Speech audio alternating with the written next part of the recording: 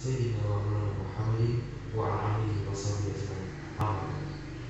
Teman-teman, marilah kita panjatkan puji syukur atas kehadirat Allah Subhanahu wa taala sehingga kita masih dapat diberikan waktu, rahmat, kesehatan jasmani dan rohani untuk mengikuti kajian umum Ahad pagi ini di Islamic Center Kota. Pada kajian hari ini yang akan dibawakan oleh Al-Ustaz Abdul Wahab Qaliwi dengan tema Kiat Mencapai Derajat Taqwa. Sebelum kita memulai kajian pada pagi ini, marilah kita buka bersama acara pagi ini dengan bacaan Al-Basmalah. Bismillahirrahmanirrahim. Sebelumnya, marilah kita dengarkan tampilan ayat suci Al-Quran untuk Alhamdulillah atau bagus acara pada hari ini yang akan dibawakan oleh Al-Ustaz Saifullah Muhyiddin. Waktu dan tempat kami persilakan.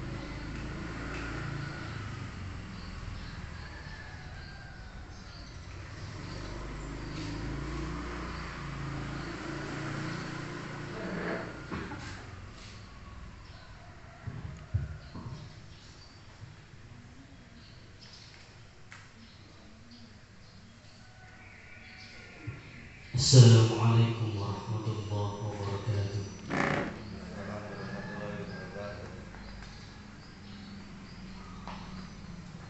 A'udzu billahi minasy syaithanir rajim.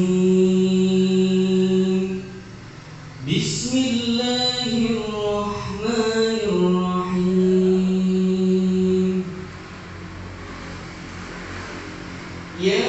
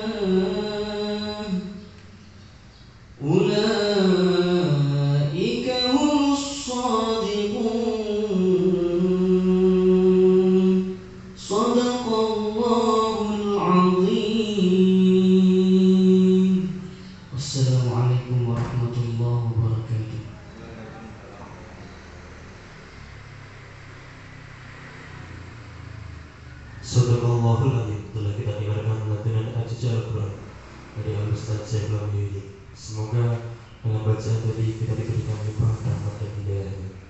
Untuk acara selanjutnya, marilah kita dengarkan tausiah yang akan dibawakan oleh Al-Ustaz Abdul Wahab Qaliwi dengan tema Kiat Mencapai Derajat Taqwa. Waktu dan tempat kami persilakan.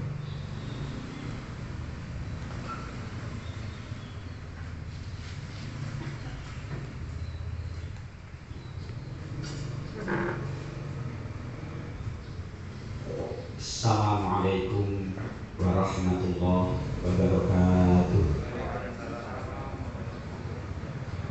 Bismillah walhamdulillah nahmaduhu wa nasta'inuhu wa nastaghfiruh wa na'udzu billahi min syururi anfusina wa sayyiati a'malina.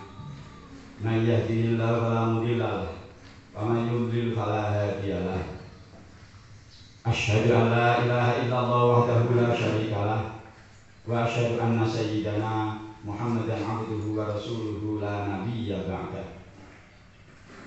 Allahumma sholli wa sallim wa barik ala sayyidina Muhammad ibn Abdillah wa ala alihi wa sahbihi wa man tabi'ahum wa man tabi'ahum bi ihsanin ila yaumin adha. Rabbi shrah li sadri wa yassir li amri wa hlul 'uqdatam min lisani yafqahu qawli. Amma ba'du.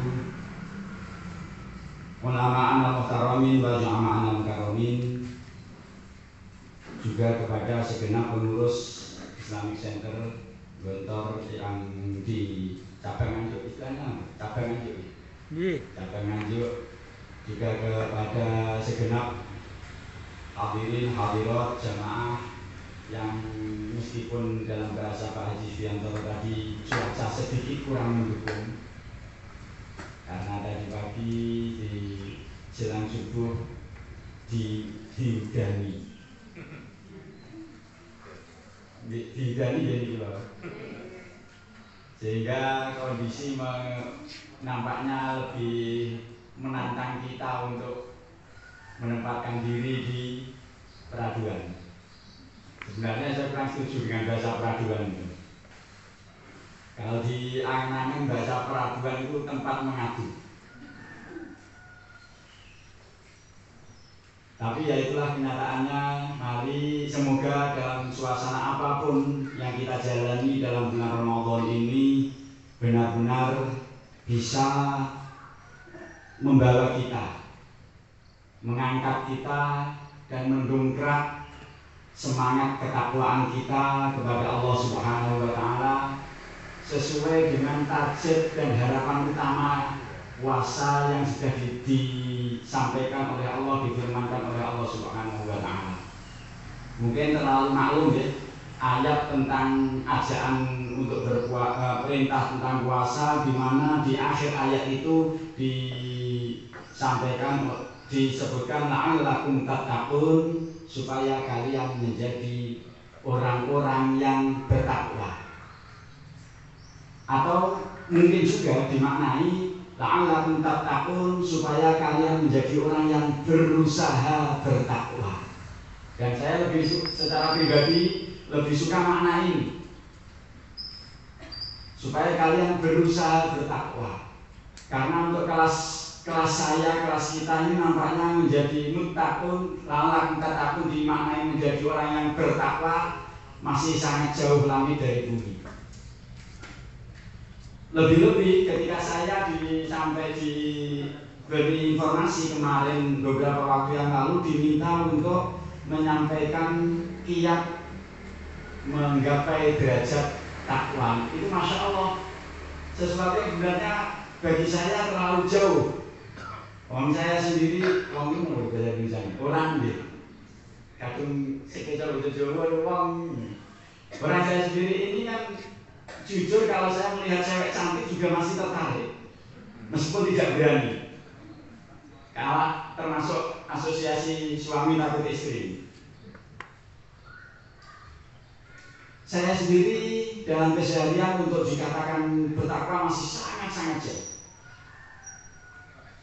Namun kalau sekedar untuk mencari-cari materi, mengolah kalimat sedikit-sedikit, insya Allah ada teori ke situ. Dari keterangan-keterangan ulama-ulama yang pernah saya dengar, untuk kiat ke sana ada. Hanya jujur saya kalau dikatakan untuk menggapai derajat takwa, saya sendiri masih sangat jauh, belum bisa bertakwa. Tapi semoga keterbatasan keterbatasan kita semua dalam menggapai derajat takwa akan tetap dibantu oleh Allah Subhanahu wa Ta'ala. Salah satunya ke depan kita lebih baik dan selalu berkembang menjadi lebih baik. Ma'asyiral ikhwan, saudara-saudaraku, Bapak Ibu, bicara tentang takwa di masa Rasulullah, di Al-Quran, di hadis hampir tidak pernah menjelaskan tentang definisi kalimat per kalimat. Rasulullah hanya menyebutkan begini, begitu, tapi definisinya bagaimana tidak pernah. Karena pada masa itu target utama dari Rasulullah, target utama dari para sahabat adalah ilmu yang sifatnya amali, terapan. Sehingga teori-teori, dataran teori itu tidak begitu diperhatikan, tidak begitu dipentingkan oleh para sahabat, oleh Rasulullah. Yang penting bagaimana bisa beramal, bagaimana bisa beramal. Soal teorinya, definisi itu kan wilayah teori. Itu tidak begitu dikesampingkan. Cukup beda, cukup jauh bedanya dengan zaman sekarang. Zaman sekarang itu dikatakan ulama, dikatakan orang berilmu ketika pandai menyampaikan teori. Soalnya nanti dulu, masih perlu dipikirkan, masih perlu dilihat lebih jauh. Termasuk yang di depan ini. Secara teori mungkin bisa, tapi prakteknya masih sangat jauh. Nah, karena di kalangan di masa Rasulullah belum ada definisi, maka otomatis tidak ada penjelasan tentang takwa itu apa. Namun ulama-ulama ketika mulai harus menyampaikan kepada masyarakat, mengarahkan kepada masyarakat untuk mengenali aturan-aturan agama, kemudian baru mulai tradisi ilmiah menjelaskan, mengurai kalimat per kalimat, definisi per definisi, itu mulai berkembang jauh setelah Rasulullah, setelah para sahabat. Sehingga kalau kita buka di tafsir As-Sa'labi, kalau saya kemarin mencoba melihat, semalam deh, tidak kemarin, maaf, biasanya saya membuat slide, tapi karena Ramadan ini cukup tersita waktunya sehingga tidak sempat membuat slide. Jadi saya mohon maaf, akhirnya hanya menyampaikan apa adanya saja, secara lisan saja. Di tafsir As-Sa'labi, Imam Sa'labi mencari, mengumpulkan definisi yang takwa itu ada 30 definisi dari ulama yang berbeda satu dengan yang lain. Salah satunya, tapi saya tidak mengambil dari As-Sa'labi, saya mengambil dari keterangan Imam Al-Ghazali di kitab beliau Bidayatul Hidayah. Ada sebuah kalimat yang cukup menarik. Fa'lam anna bidayataha zahiratut taqwa wa nihayataha batinatut taqwa. Ketahuilah bahwa dasar permulaan seseorang itu dikatakan mendapat hidayah, permulaan seseorang itu disebut mendapat petunjuk adalah zahiratut taqwa, yaitu takwa secara lahiriah, secara aspek jasmani, secara aspek fisik. Ketika dia mau sholat, ketika dia mau meninggalkan zina, ketika dia mau meninggalkan hal yang dilarang oleh Allah, maka dia sudah bertakwa, tapi di sisi zahir saja, masih di aspek kulit. Wanihayataha batinatut taqwa. Dan puncak dari seseorang dianggap mendapat petunjuk, dinilai mendapat hidayah bila masuk ke wilayah batinatut taqwa, yaitu takwa di dalam batinnya, takwa di dalam hatinya. Kalimat ini simpel, tapi sangat nyambung dengan beberapa keterangan tentang pendefinisian takwa. Di antaranya Syekh Muhammad Sato Ad-Dimyati di kitabnya Kifayatul Atqiyah menyampaikan bahwa takwa itu ibaratun anintisali awamirillah wa ijtinabi nawahi. Takwa itu adalah ungkapan dari kemampuan menjalankan perintah-perintah Allah dan menjauhi larangan-larangannya. Ini baru aspek lahir, baru satu aspek. Dilanjut oleh Syekh Muhammad Sato Ad-Dimyati, ma'astish'ari ta'zimi lillah. Ini yang jarang diungkap. Yang umum takwa definisinya hanya itu tadi, menjalankan perintah dan menjauhi larangan. Tapi di sebagian keterangan termasuk yang cocok salah satunya adalah Syekh Muhammad Syata'uddin Yaqi ini menyampaikan ma'astish'ari ta'zim lillah. Kemampuan meninggalkan hal-hal yang dilarang dan menjalankan perintah-perintah itu bersamaan dengan unsur ta'zim lillah. Ta'zim. Sehingga kalau menelusuri di kitab-kitab fikih banyak diungkap bahwa seseorang manakala tidak mabuk, tidak berzina, hanya karena dia takut kena penyakit, takut sakit, tidak zina, takut hal-hal yang berpotensi negatif dari perbuatan zina itu, dia tidak disebut beribadah dan tidak mendapat pahala. Tapi ketika dia meninggalkan larangan-larangan Allah karena ada istishari ta'zim tadi, itulah yang disebut ibadah dan itulah yang mengangkat derajat mendapat pahala minimal sampai ke level-level yang terus berkembang naik lagi. Jadi ini yang penting. Bagaimana kita menjalankan perintah ada unsur ta'zim, bukan sekedar formalitas. Seperti saya kalau dalam sholat, begitu masuk ke wilayah sholat, Allahu Akbar seakan-akan khusyuk, seakan-akan. Padahal ketika Allahu Akbar hati juga tidak nyambung kepada Allah, hanya seakan-akan saja khusyuk kelihatannya. Tapi begitu mulai Alhamdulillahirabbil alamin Ar-Rahmanir Rahim, sampai di situ sudah mulai tidak nyambung sama sekali kepada Allah.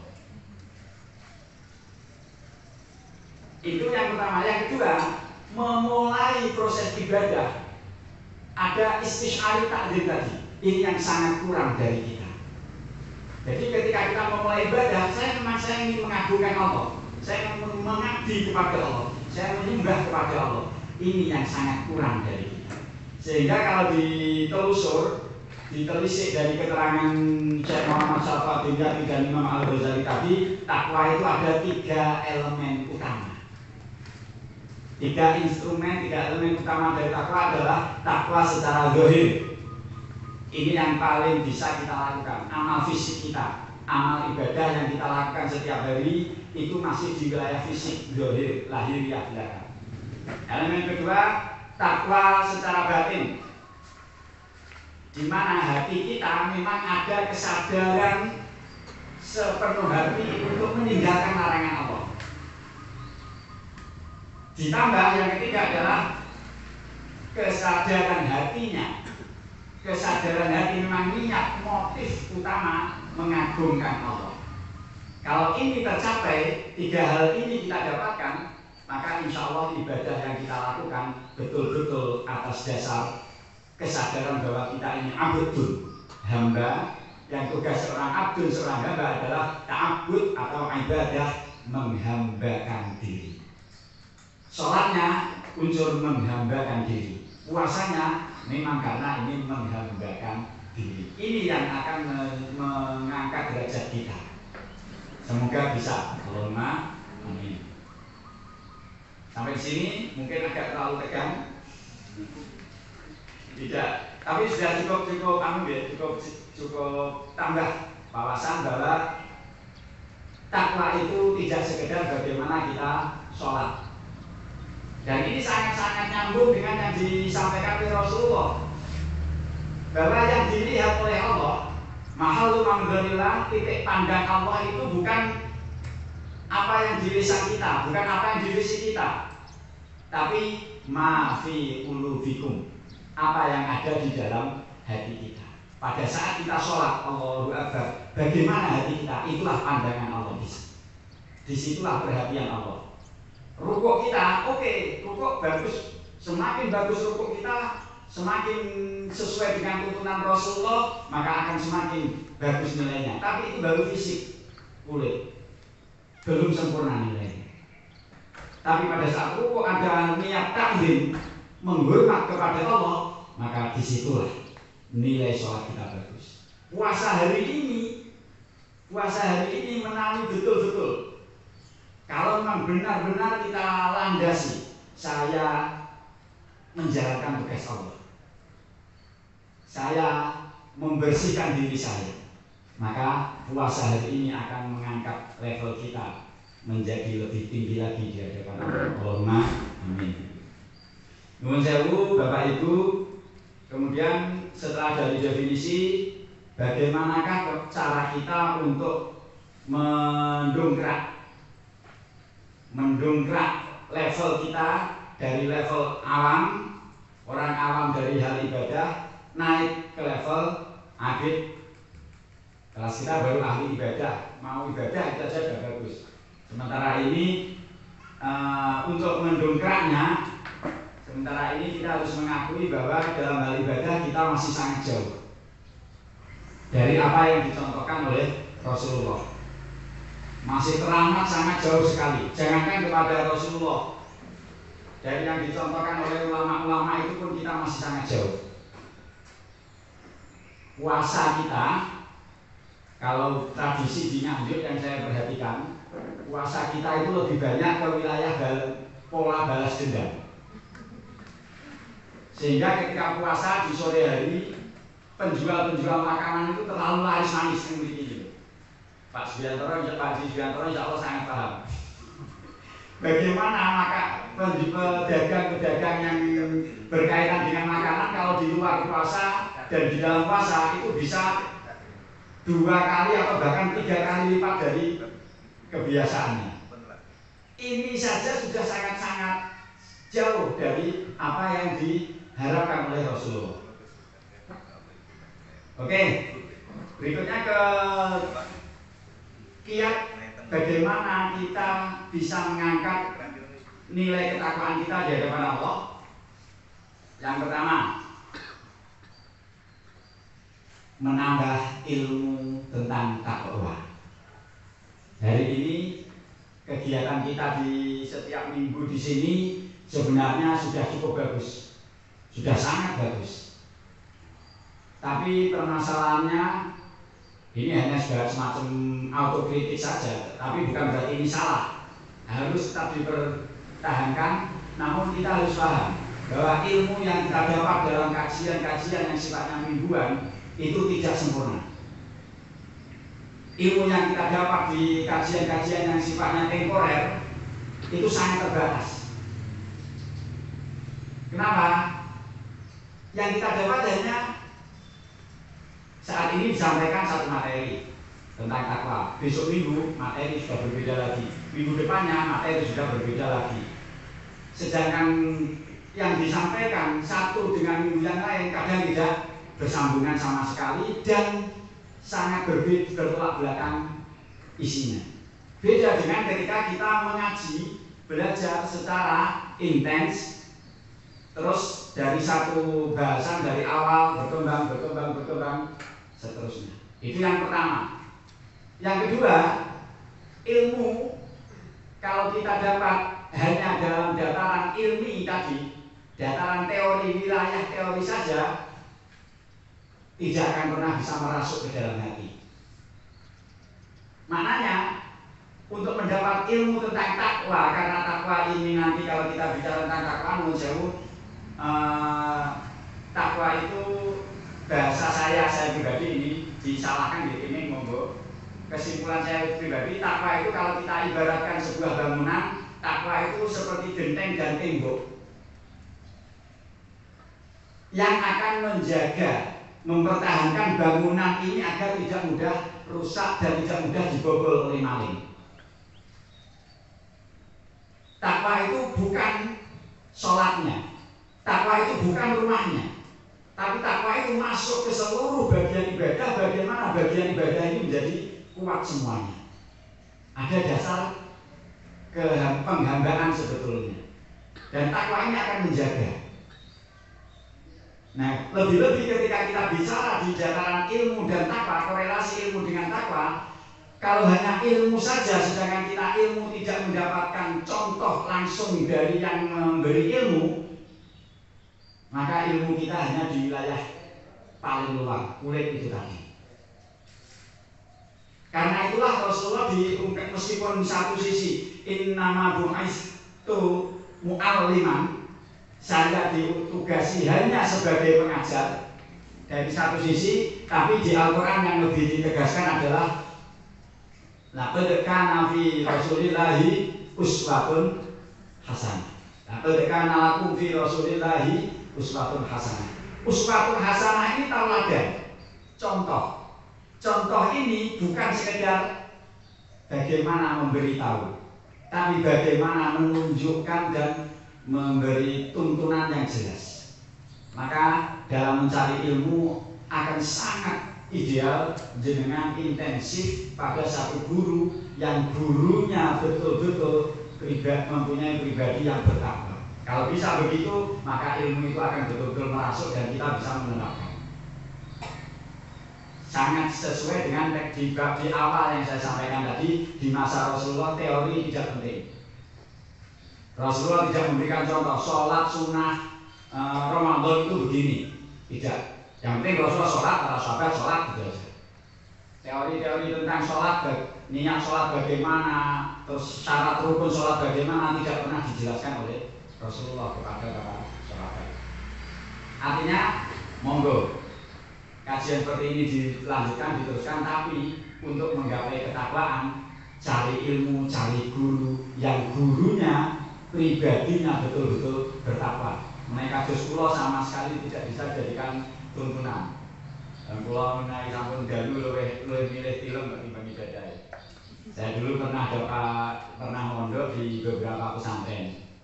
Saya berangkat ke pondok tahun 88, keluar dari pondok tahun 2006, awal 2007, kemudian ke Serimpet Rock. Di pertengahan 2007 pulang ke Serimpet Rock. Dan terus begitu pulang dari pondok langsung terikat. Nah, di pondok ada beberapa kiai. Salah satu yang saya ikuti adalah Kiai Ahmad Idris Marzuki Lirboyo. Kiai Ahmad Idris Marzuki itu secara finansial perekonomian sangat mapan. Tokonya banyak, santrinya ribuan. Sehingga tidak bekerja pun perekonomian sudah sangat tertata.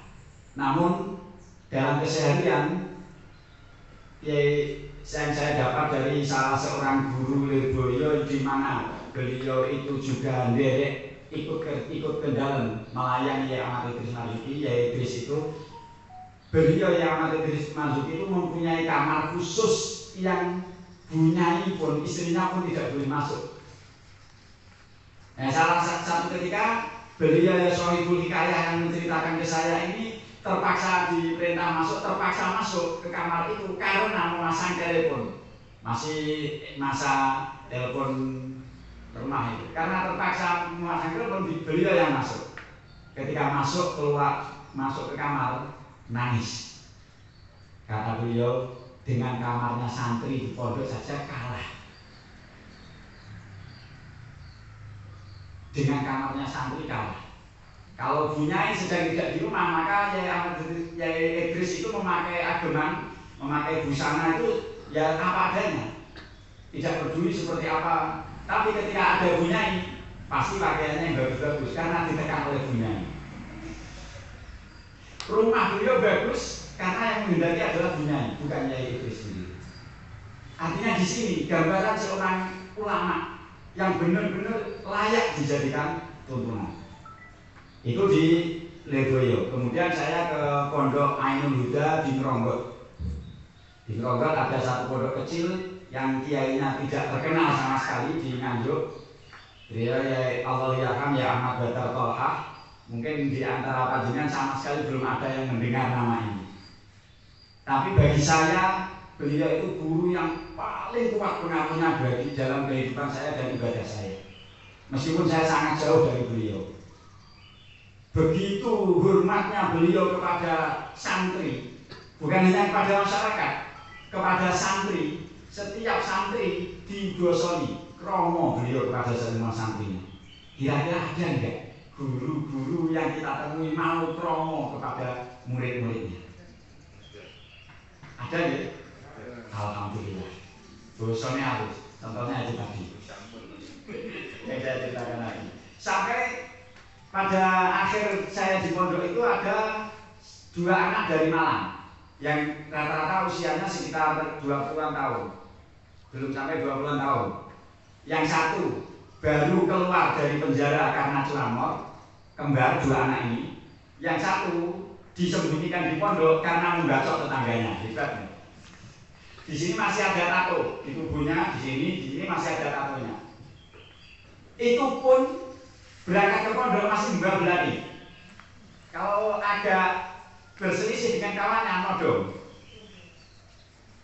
Ya segitu.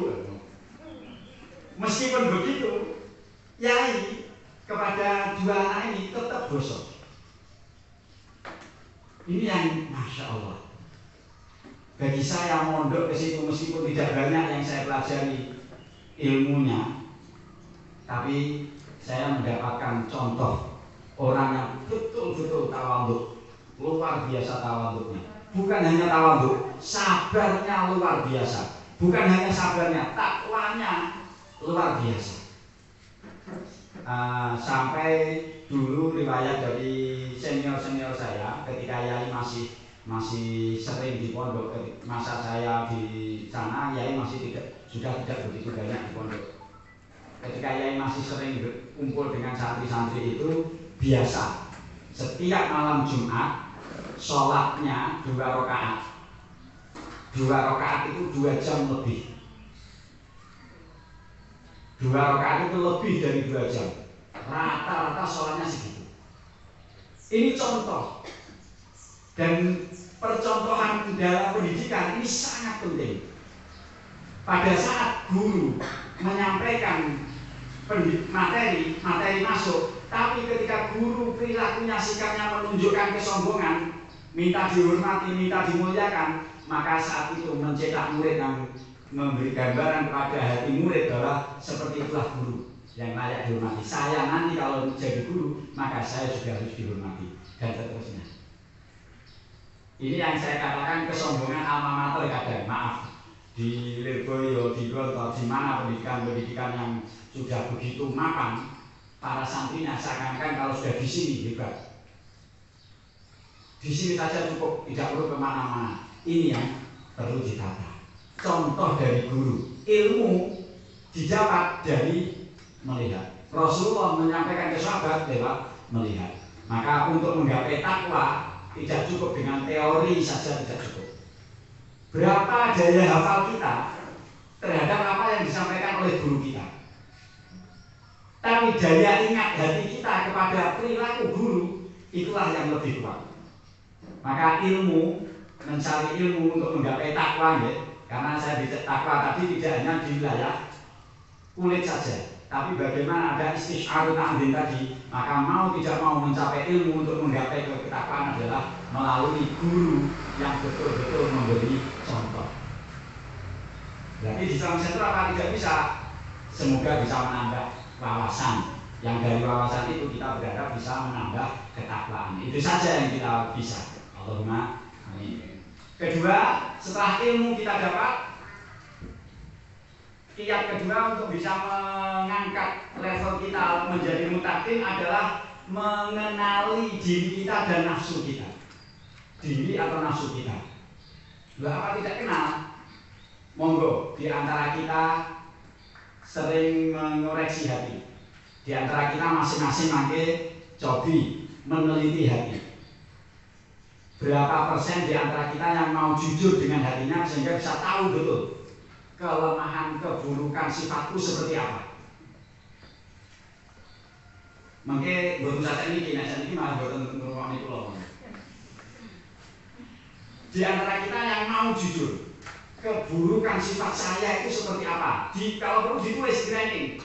Klasifikasi keburukan paling parah: A, pemarah; B, suka makan; C, suka tidur. Ini coba diklasifikasi. Yang paling buruk mana? Kemudian setelah itu diklasifikasi lagi. Kebaikan dan kelebihan saya itu di mana? Setelah kita paham ini baru titik awal untuk belajar mengenali nafsu kita. Karena sebenarnya kalau kita mau jujur, Di antara kita itu masih banyak yang beribadah itu targetnya bukan kepada Allah. Kok saya berani mengatakan begitu? Ada yang sholat duha karena berharap rezekinya lancar. Ada yang sedekah karena ada janji ketika sedekah nanti akan dikembalikan oleh Allah berkah 10 kali lipat dan seterusnya. Oke, itu tidak salah. Itu sama sekali tidak salah, senyampang sesuai dengan tuntunan Rasulullah. Silaturahim akan menyebabkan diperpanjang usianya dan dipermudah rezekinya. Oke, itu tidak salah, tuntunan Rasulullah seperti itu. Tapi ibadah itu bukan karena Allah, karena saya ingin rezeki saya lancar. Iya. Berarti banyak ibadah kita yang sebenarnya bukan ibadah, tapi karena mengejar kepentingan diri. Ini baru di wilayah dunia. Oke, ini kalau kita membuka di sebagian keterangan ulama yang ada di Tambihul Ghafilin, ada ulama yang mencoba mengklasifikasikan kategori ikhlas, memurnikan dalam hal ibadah. Ada 3 level. Level pertama, beribadah hanya karena Allah murni, tidak ada karena apa-apa. Dan ini yang paling tinggi. Mukhlishina lahu dina hunafa, murni karena Allah, lurus, tidak ada tujuan lain-lain. Dan ini ketika bisa ke sini kita sampun mulai benar-benar takwa. Level kedua sudah masuk kategori ikhlas, tapi level kedua yaitu mengharapkan akhirat. Ini benar, tidak salah, sangat tidak salah, sudah masuk ke level ikhlas. Tapi targetnya adalah misalnya saya ingin dapat pahala, karena dapat pahala nanti menyebabkan derajat saya di surga naik. Di surga saya mendapat kenikmatan-kenikmatan yang dijanjikan oleh Allah. Ujung-ujungnya saya ingin kenikmatan, meskipun tempatnya di surga. Ini sudah sangat benar untuk kelas kita dan sangat baik untuk kelas kita. Tapi bagi ulama yang ingin mencoba hatinya lebih fokus ke Allah, sehingga kalau ada keterangan misalnya Sayyidatina Rabi'ah Al-Adawiyah menyatakan, kalau saya beribadah ini mengharapkan surga, masukkan saja ke nerakamu. Ini bukan berarti mengancam Allah, menantang Allah dan tidak takut ke neraka, tidak. Maksudnya adalah lebih karena saya ingin fokus beribadah murni kepada. Oke, ini derajat kedua. Derajat ketiga, ikhlas itu ketika orang beribadah karena Allah dan masih mengharapkan kepentingan dirinya di dunia. Ini sudah benar, ikhlas untuk kelas ketiga. Kelas dalkon paling tebih, dalkon ini paling tebih saking lokasi dhuwur, ningali panggung podiumnya itu paling jauh. Nah ini kelas ketiga. Kita masih rata-rata masih begitu dalam ibadah, karena masih mengharapkan kepentingan duniawi. Tapi oleh Rasulullah sebagian dijadikan begitu, jadi tidak masalah. Hanya kalau ingin naik level, maka monggo, semoga kita diberi kekuatan. Ilmu kita, setelah ilmu kita kenali diri kita, beribadah kita ini karena Allah atau karena kita menginginkan keinginan diri, monggo dikenali. Setelah kenal begini, baru kita tapai level berikutnya. Setelah mengenali diri, mereka menaikkan kenal dengan motif kita dalam beribadah, ya seperti apa adanya saja. Kita beribadah, berpuasa mulai balik, anggap saja mulai balik, kisaran 9 tahun 10 tahun bagi wanita, kisaran 10-11 tahun bagi laki-laki, umumnya mimpi basah. Sejak itu sampai sekarang, apa efek puasa yang kita lakukan dalam keseharian kita? Apa efek sholat yang kita lakukan setiap hari 5 kali? Kalau tidak begitu mempengaruhi, berarti ibadah kita baru di kulit itu tadi, belum pernah masuk ke dalam hati, belum pernah takzim lillah. Terus level ketiga untuk menggapai derajat takwa, meninggalkan hal yang tak berguna dalam keseharian. Nah, ini wis mulai angel ini. Hal tak berguna ini menjauh. Bukan serta-merta ini sesuatu yang salah kadang. Hal tak berguna itu bukan serta-merta sesuatu yang dianggap berdosa kadang. Guyonan-guyonan, terus melihat televisi, membuka HP, WA, media sosial yang sekarang ini seakan-akan merupakan hal pokok dalam kehidupan kita. Ketika itu sama sekali tidak menambahkan hati kita kepada Allah, maka dalam catatan ulama-ulama yang mencoba mengangkat diri, mengangkat hati, itu termasuk malayaknihi, sesuatu yang tidak berguna. Nah, ini kan melakukan pulau itu betul sakit ucul di HP. HP ini masya Allah bagi saya itu seperti sekarang ini, seperti bagian tubuh saya yang tidak boleh lepas dari saya. Nah, ibu-ibu insya Allah betul pulau ini sudah memulai betul-betul masuk ke level aplikatif penerapan. Bagaimana kita dalam keseharian lebih fokus melakukan semua hal yang berguna. Kata berguna bisa mengarah kita kepada dunia, yang dunia ini kita targetkan ke akhirat. Kalau target kita hanya dunia, saya ingin mendapatkan harta uang karena untuk membayar pajak, ingin mobil yang seperti milik Pak Paijo, maka itu betul-betul dunia, sangat tidak berguna. Namun ketika kita beli mobil, karena mobil ini saya perlukan untuk bekerja, saya perlukan untuk sarana saya mengaji, saya perlu gunakan untuk sarana beribadah, maka uang bensin yang kita gunakan untuk mobil, untuk bengkel, selama motifnya itu, di situ ada nilai ketakwaan. Sebagaimana kalau di masa Rasulullah kan kendaraan kuda pada masa itu.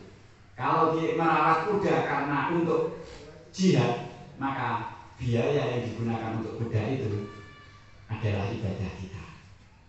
Jadi target untuk bisa melihat target itu kita tidak saat ini yang kita lakukan, tapi selangkah dua langkah ke depan baru kita bisa tahu niat ibadah kita untuk apa.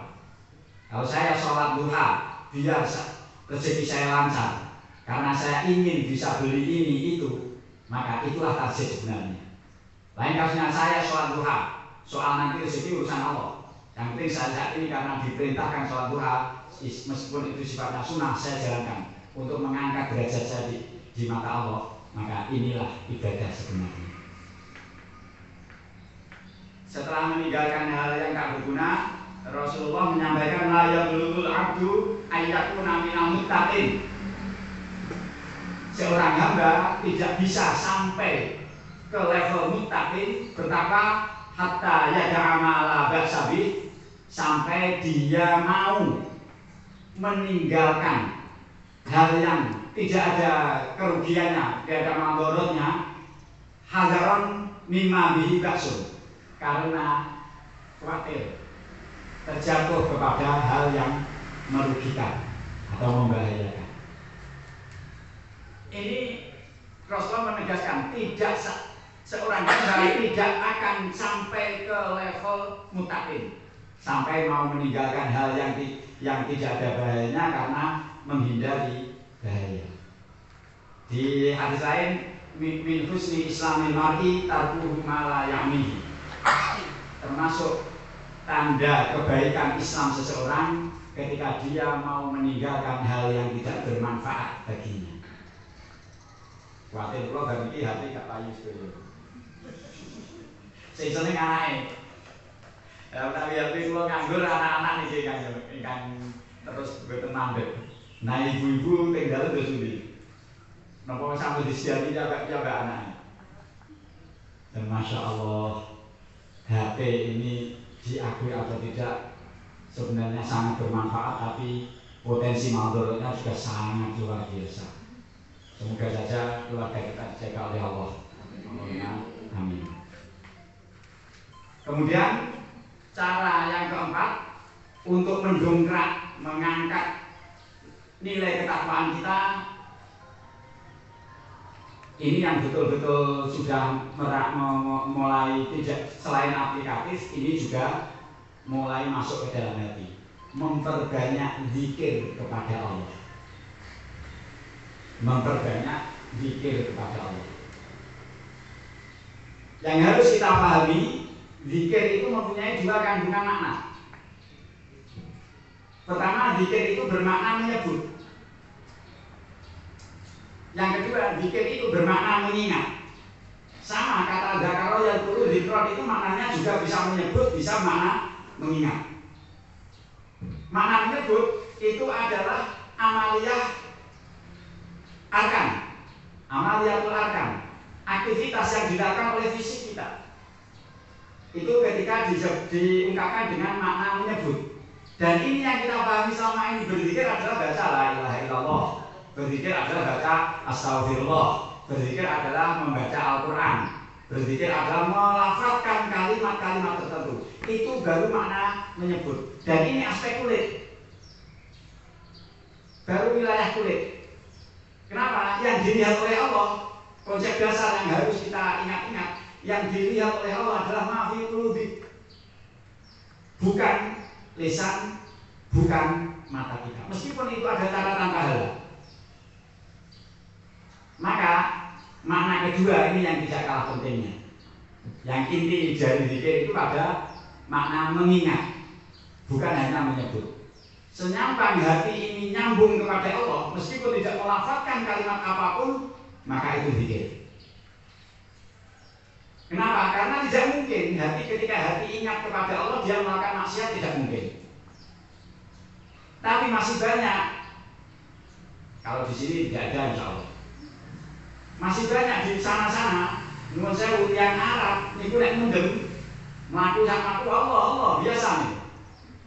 Karena begitu terbiasanya lafaz mengucapkan Allah, sehingga dalam keadaan apapun Allah. Lafaz berzikir tapi hati mabuk. Ini biasa. Dan kalau lihat di acara-acara itu, ketika marah, oh my God, itu menyebut Tuhan. Meskipun seandainya yang mengucapkan orang Islam itu sama dengan ya Allah, ya Tuhan, Duh Gusti. Yang orang Jawa selama targetnya kalimat itu ke Allah sama hakikatnya.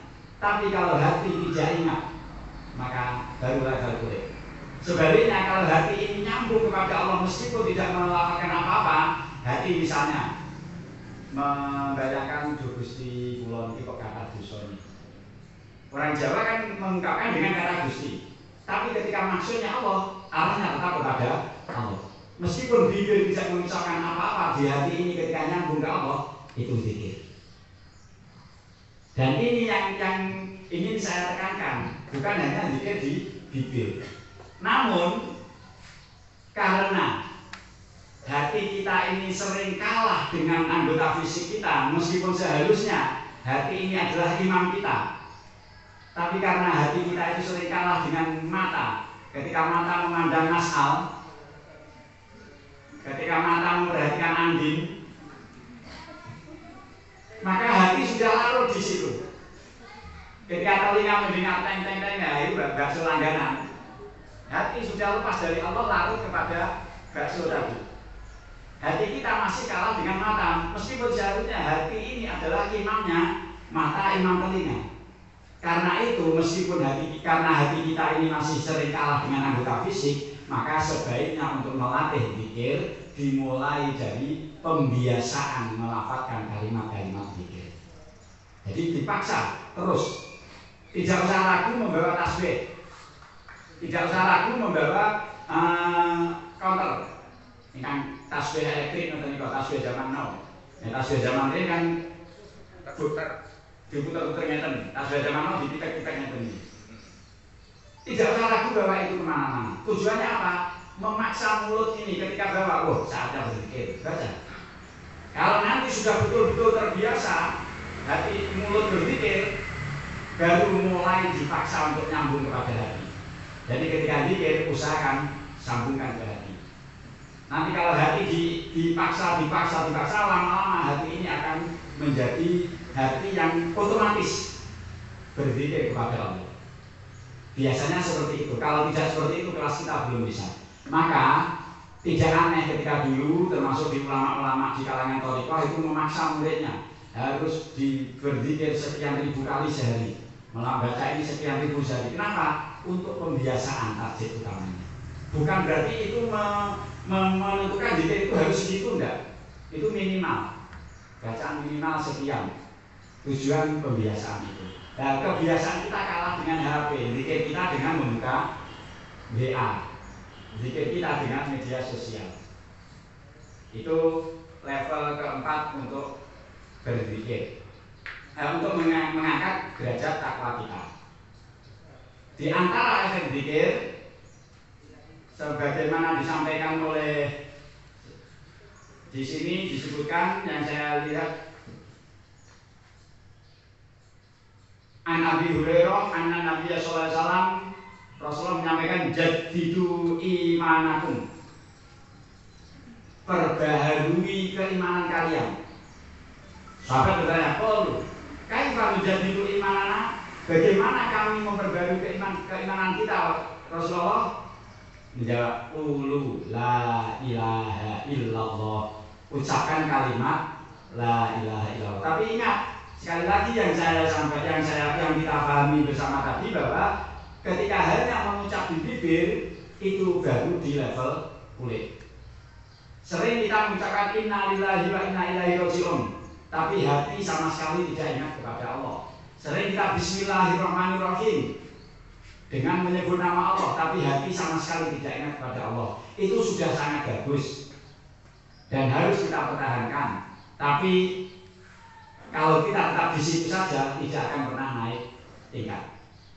Untuk memperbarui keimanan kita, terus berzikir dan berzikir. Inilah kenapa pentingnya zikir ini ke arah takwa. Yang kedua, kenapa kita perlu memprioritaskan zikir? Efek zikir ini, zikir itu merupakan inti dari ketakwaan. Zikir itu merupakan inti dari keimanan. Bukan mungkin ya, menawi tiang napa niku nyambangi Mbak Yu Melati datang pondok pesantren Putri Darul Nikmah Guyangan. Mungkin apa boten pas dugi niku teng atine kelingan Gusti Allah. Bismillahirrahmanirrahim, ya Allah kula nyambangi Melati ngene. Kalau sengaja melafalkan kalimat-kalimat seperti itu untuk kemaksiatan, sebagian ulama tegas murtad. Bismillah kula mabuk. Kalau sengaja dan tahu loh ya. Kalau sengaja dan tahu itu murtad. Kenapa? Melecehkan. Ini tambahan mawon, bukan masuk pembahasan kula bahasa spontanitas itu. Tapi ketika hati ingat kepada Allah, meskipun tidak melafalkan apapun, orang tidak mungkin bermaksiat. Tidak mungkin. Bagaimana mau bermaksiat kalau orang hatinya nyambung ke Allah terus wah tidak benar ini. Gitu ini. Maka zikir itu adalah inti keimanan dan zikir itu inti ketakwaan kita. Sehingga Imam Bukhari menyampaikan dari sahabat Abdullah bin Umar, ya la yablugul abdu haqiqat taqwa hatta yada'a ma haka fi qalbihi mahaka fi sadri. Sayyidina Abdullah bin Umar menyampaikan seorang hamba tidak akan mendapatkan level takwa yang sejati sampai dia mau meninggalkan bisikan-bisikan yang ada di dalam hatinya untuk ke arah Allah. Semua keinginan itu diabaikan. Keinginan diri. Nah, ini kan kita tidak bisa. Tapi ketika semuanya diarahkan ke Allah, maka disitulah orang itu selalu ingat kepada Allah dan zikir kepada Allah, dan zikir ini menjadi inti yang mendongkrak ketakwaan kita kepada Allah. Yang terakhir, untuk mengangkat ketakwaan kita sebenarnya Allah melatih kita sebenarnya. Nuwun sewu Bapak Ibu, fisik kita, hati kita itu sebenarnya tergantung kebiasaannya. Begitu terbiasanya ibu atau bapak ini di nuwun sewu ke WC setiap jam 7 pagi misalnya, maka di kisaran jam itu perut ini sudah mengajak gitu. Menawi kulino sare ini pun jam 12 siang tidurnya, maka kisaran jam 12 hampir pasti mata ngantuk.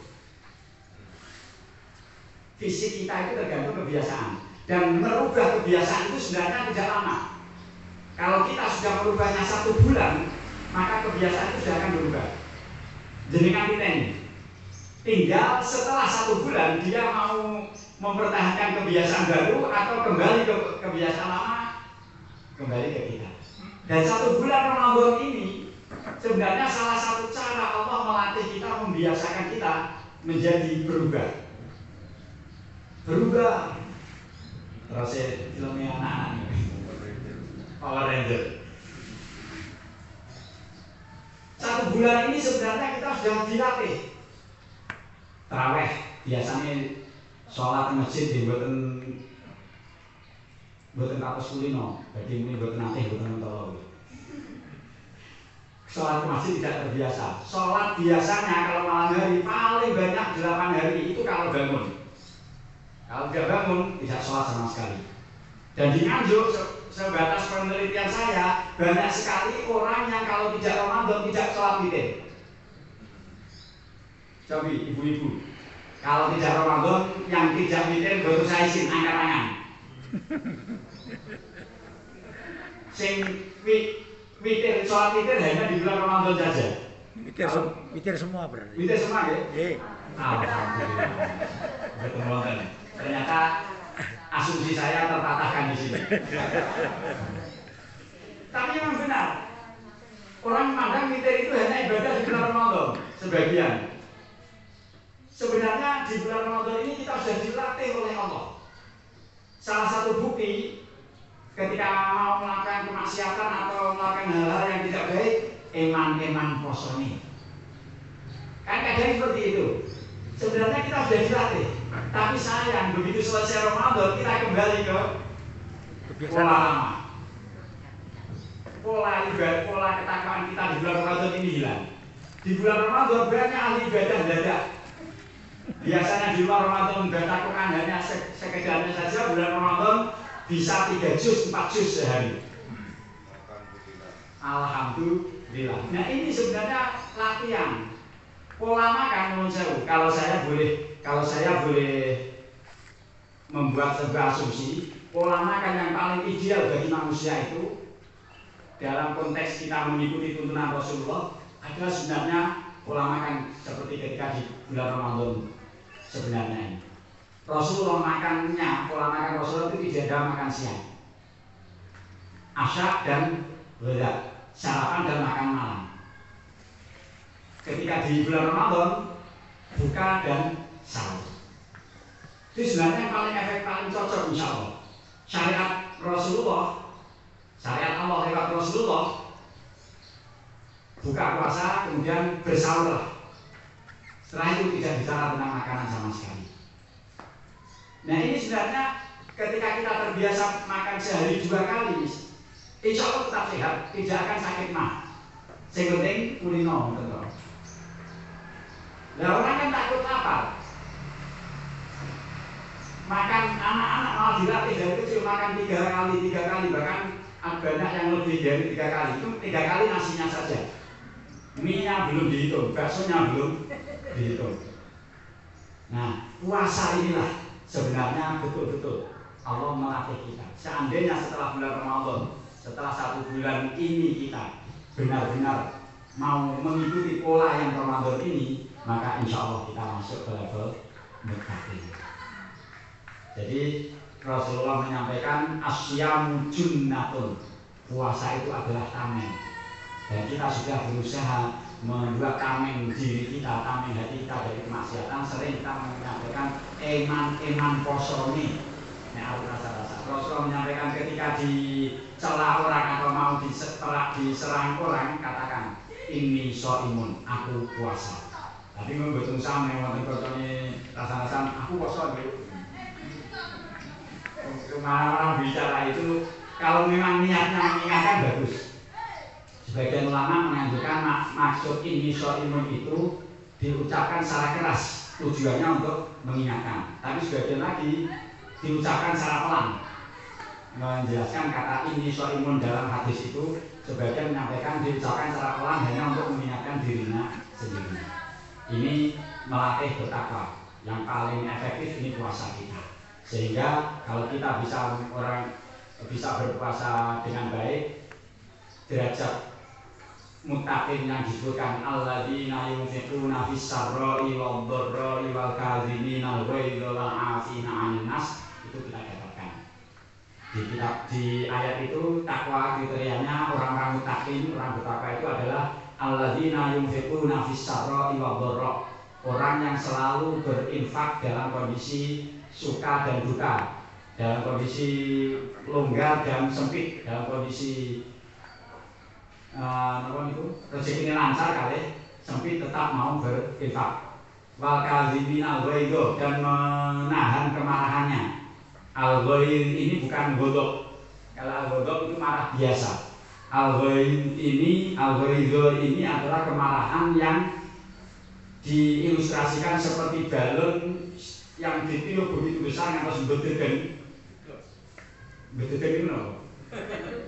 Bahasa Indonesia ini bedegen. Tiup tinggal tinggal meletusnya itu al-ghaidh, kemarahan yang sudah hampir meledak, yang hampir tidak tertahankan. Kalau masih mau menahan kemarahan itu, dialah layak disebut orang bertakwa. Poso ini kan melatih kita ke situ. Yang terakhir wal afina anin nas. Kalau ada yang mengungkapkan ngempet nesu malah jantungan, itu salah. Kenapa? Karena menahan kemarahan, menahan kekecewaan yang dianjurkan yang merupakan bentuk takwa masih ada kelanjutannya, dan memaafkan kesalahan orang lain. Terapi forgiveness, terapi memaafkan itu akan sangat efektif bagi kita. Dan itulah orang yang bertakwa. Semoga dengan puasa kita ini, dengan ilmu-ilmu kita, dengan kajian-kajian kita, Allah bisa mengarahkan kita untuk naik level kita menjadi muttaqin. Allahumma amin. Ini saja yang saya sampaikan. Kalau tidak bisa sesuai dengan apa yang jenengan harapkan, semoga ini bisa menambah wawasan saja.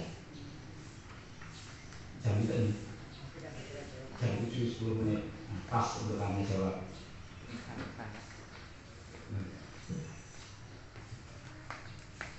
Assalamualaikum warahmatullahi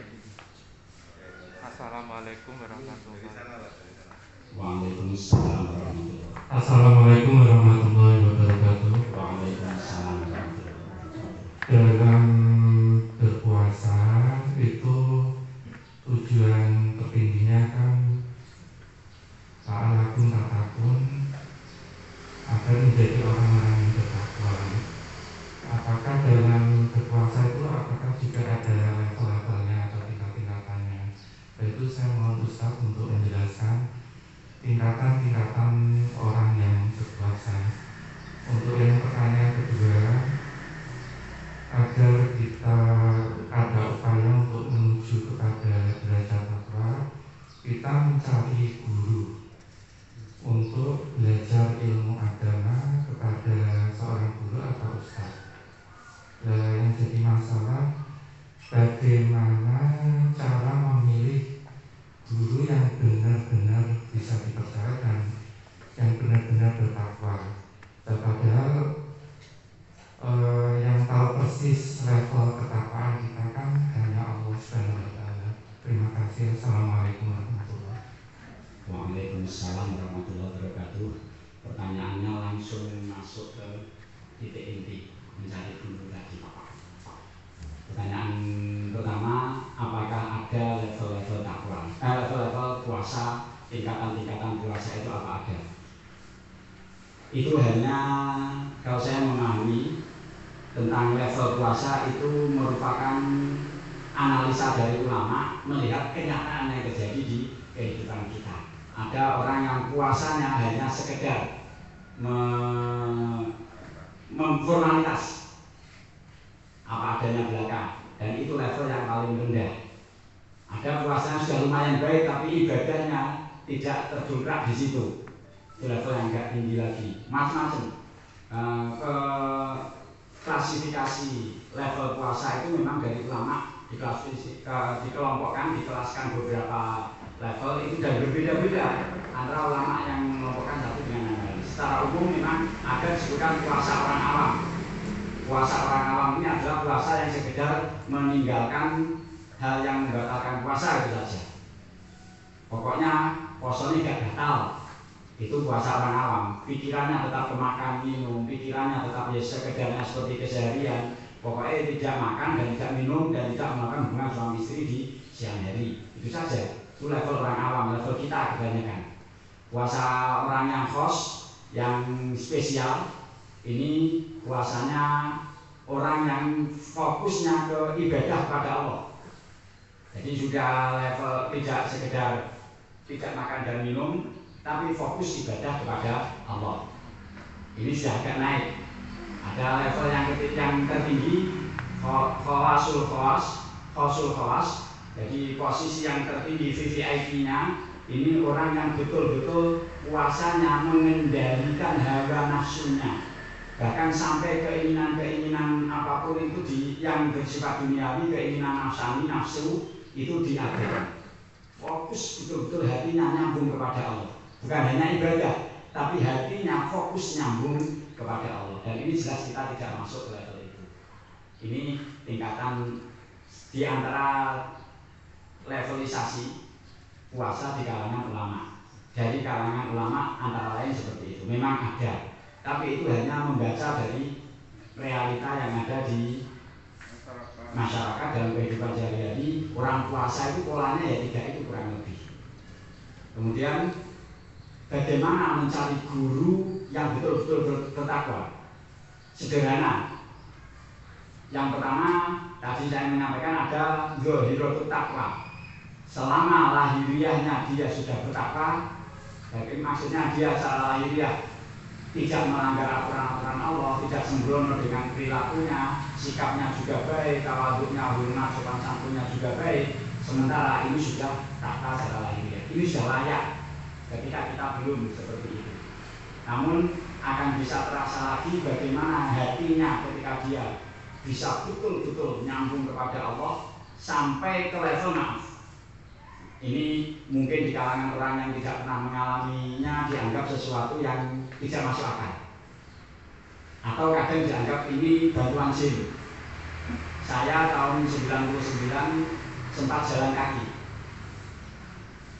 sampai ke Bali.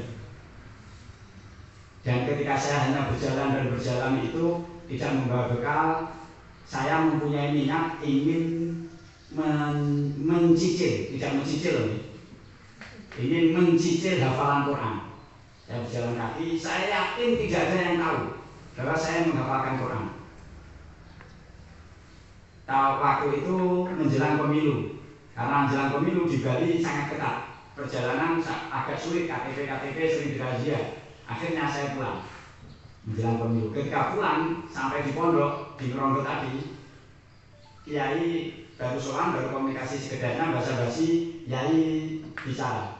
Quran ini aja dihafalni, sing penting diteresai. Beliau kalau bicara tidak pernah keras, pelan dan terus diiringi senyum. Yang penting diteresai. Padahal beliau hafal Quran. Dan santri-santri minta belajar menghafalkan Quran ke beliau selalu diizinkan. Tapi saya belum cerita langsung di stop. Itu pertama. Sehingga saya mantap betul mondok ke situ, salah satunya itu. Saya yakin tidak ada yang tahu, tapi beliau mengingatkan itu. Terus satu ketika ada satu kawan yang dianggap sudah terlalu arogan, sangat berlebihan. Kemudian kawan dari Tuban puasa, mosoni bocah sing nakal boten karo-karuan itu ben gak rasane pondok. Saking temen karena kan sudah sangat arogan. Begitu puasa dapat 2 hari ketika ngaji ya jauh ning pondok itu ning pondok kuwi gambarannya ning masyarakat. Faman wa afa wa asra fa ajruhu 'ala Allah. Yai menyampaikan itu. Barang siapa memaafkan dan berdamai, berbuat baik, berdamai, maka pahalanya dijamin Allah. Masya Allah. Yang dari Tuhan berhenti poso. Kemudian setelah berhenti, lain waktu anak yang arogan tadi berulah lagi. Yang dari Rembang tidak terima puasa, dapat 3 hari di tengah-tengah ngaji, Yai mengulang kalimat itu. Sing penting dinapuro. Jadi Masya Allah. Seakan-akan betul-betul tahu. Dan ini tidak sekali 2 kali. Apakah itu tahu wallahu alam? Mungkin betul-betul tahu, atau mungkin Allah menggerakkan hatinya kemudian berbicara sesuai dengan yang dihadapi oleh sang murid. Kalau saya mengalami hanya sekali 2 kali mungkin kebetulan, tapi saya lebih dari 10 kali mengalami kasus beliau mengingatkan ke hal yang orang lain tidak tahu tentang hati saya, tapi beliau bisa mengungkap itu. Dan itu tidak 1-2 orang yang bisa seperti itu. Wallahu a'lam, saya tidak terlalu, semoga ini bukan terlalu mengputuskan, tapi saya betul-betul mengalami seperti itu. Nah, sehingga kalau bisa ketemu guru yang sampai ke seperti itu, sangat layak kita mendekat, tidak menjauh dari guru-guru yang seperti itu. Tapi secara umum cukup selama secara zahir takwa, secara lahiriah dia sudah bagus, tidak niko-niko. Lain dengan saya, kalau saya nanti pulang di jalan kopiah ini saya lempit, saya lipat, masukkan ke saku, ke perut cewek, sebelum betok. Di sini kan seperti ustaz, kalau di jalan kan seperti kawan. Ya itu tidak layak jadikan guru mungkin seperti saya ini. Semoga ini sudah memberikan tambahan. Jadi yang penting secara lahiriah takwa. Syukur dia nanti badannya betul-betul bagus. Terus sampai ke kesadaran hatinya betul-betul bagus. Kalau bisa seperti itu, dapat guru yang seperti itu, maka sebagian ulama menyatakan jangan jauh-jauh dari guru yang seperti itu. Nih, sikapnya.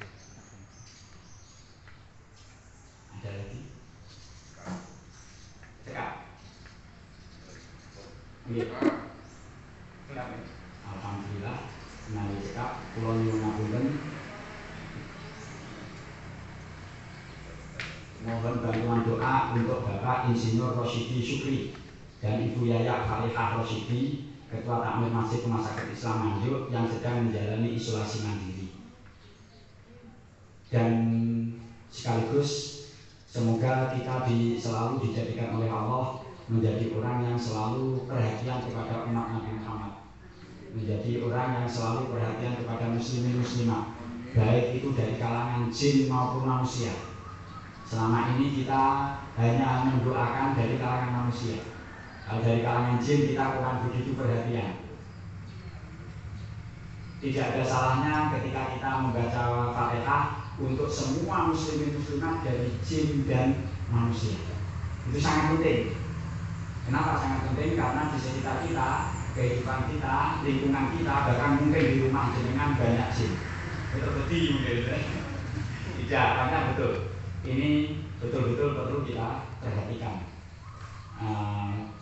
kepada umat Nabi Muhammad, semuanya muslimin muslimat dari semua kalangan. Semoga saudara-saudara kita dari semua kalangan baik jin maupun manusia, muslimin muslimat itu senantiasa dijaga oleh Allah dan senantiasa dilimpahi kasih sayang Allah. Tidak terkecuali kepada keluarga kita, anak cucu kita, keturunan kita, dan murid-murid kita. Semoga senantiasa dibimbing oleh Allah. Introduksi sebentar gitu.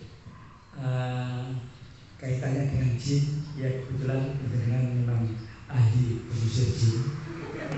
Bukan mengusir, rupiah mawon, kadang seperti identik dengan mengusir. Ya, lanjut. Ya. Ini seperti yang disampaikan oleh salah satu pimpinan ormas Islam, sholat itu tidak perlu merapat, boleh berjarak, karena nanti biar diisi jin, biar ikut sholat. Itu bagaimana?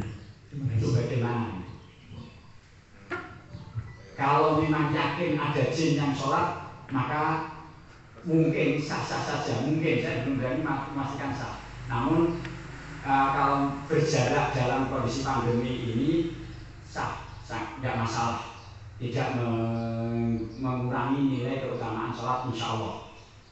seandainya sudah yakin bahwa pandemi di lingkungan tertentu sudah ada, merapat itu tetap dari konsep Islam tetap lebih baik. Namun karena menghindari lebih-lebih hari raya banyak yang baru datang dari luar daerah, menghindari kemafsadatan, kerusakan itu lebih baik diprioritaskan daripada kita menarik kemaslahatan atau kebaikan. Jalbul mafasid muqaddamun ala jalbil masoleh dalam konsep kaidah kita. Artinya jalan berjarak tetap tidak masalah, tapi tetap kita semaksimal mungkin menghormati makhluk Allah, termasuk dalam membacakan doa dalam Fatihah.